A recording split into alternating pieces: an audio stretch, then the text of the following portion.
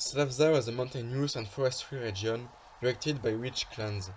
During the war, the temple used to fight them. As a former inquisitor, it could be dangerous for Tungal. But that clans still very powerful and they were their best option for a very strong ally. Moreover, that witch always wanted to be considered as a ruler of the alchemists. So the victory on a group which destroyed a great temple regiment could be a good point for their propaganda. But if they refused, it would be difficult to find another group to help them. He was thinking about that when Aedris came near him. Something annoys me, she said. By the past, I call you Inquisitor. But you're not one of them now, so I don't know how to do. Tungal looked at her. He was surprised by her request. But she seems to be serious. Well, call me as you want. The young woman had an amused smile. Well, so follow me, stuffed cabbage. Tungal had a surprised expression, and then smiled back. So I'm behind you, fried onion. Why an onion? You could at least choose a flower, responds the young woman. You could choose something else than a cabbage, responds the man. At this moment, they saw two other riders in front of them. When they were closer, Tungal was capable to recognize them. Rangar? I told you to return to Twismurk. And so I did, said the veteran. The former inquisitor saw the other traveler. It was Astimis, the priest of the town. So, I think that the temple refused to help us, said the old man.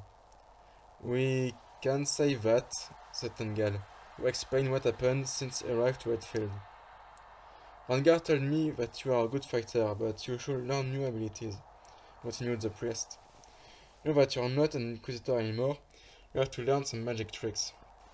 You're lucky, you can choose shamanism with Aedris or the gift of Velibi with me. Before that, I will look on the kind of energy you have, said the young woman. I'm hungry, said his adoptive father. Find a quiet place to determine it. Nice. Follow me, bold carrot. Tungal had a sight. If the alchemist persisted to use stupid nickname to call him, it could be annoying in the future. But for now, he didn't have other option, so... Alright, smoked asparagus. They head to a little thicket, a little apart on the road. I will try to determine what is your kind of energy. What are you talking about? Said the former inquisitor. To create our magic, we use our energy, but each person has a different one. Depending on it, the kind of magic you will be able to use is different. Iris explained it with something she called the metaphor of rock and sand.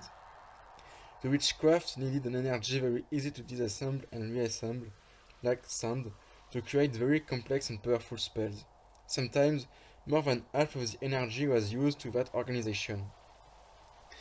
The witch were helped in it by objects like wands, relics, or incantations. Then came the shamanism. It needed an energy easy to handle but more consistent, like mud.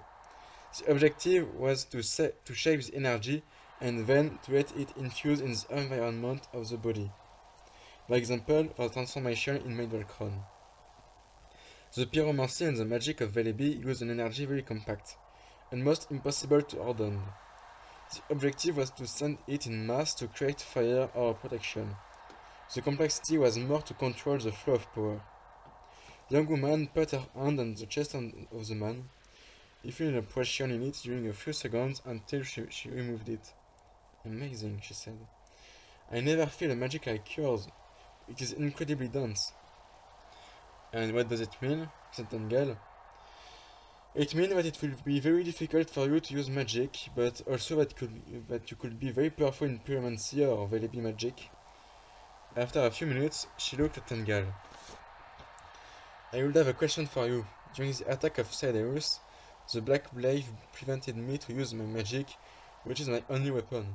I would appreciate if you learned me how to fight with regular weapons. Tungal was agree. During his missions in the Inquisition, trapping alchemists to forbid them to use their magic was an easy way to defeat them. In fact, Those who were able to use other ways to defend themselves were the more dangerous. When they returned with the others, they talked about their destinations. If Aedris and Tungal would go to Slavvza, Rangar and Astimis had other destinations. The veteran had to reach the clan of Fjorgaishik, a group of warriors who hated magic. It should be easy to convince them to fight. Astimis him will reach the south to talk to the Obigimuntu.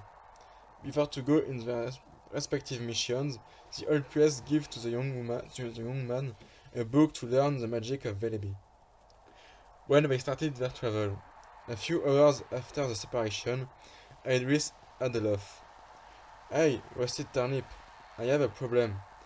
I fear that I don't know enough vegetables name to call you until the end of the travel. Well, so why did you not add fruits? Said Tengal. Or more simply, you could use my name. You're not funny at all. So let's go, Tengal. Alright, so I follow you at Aedris.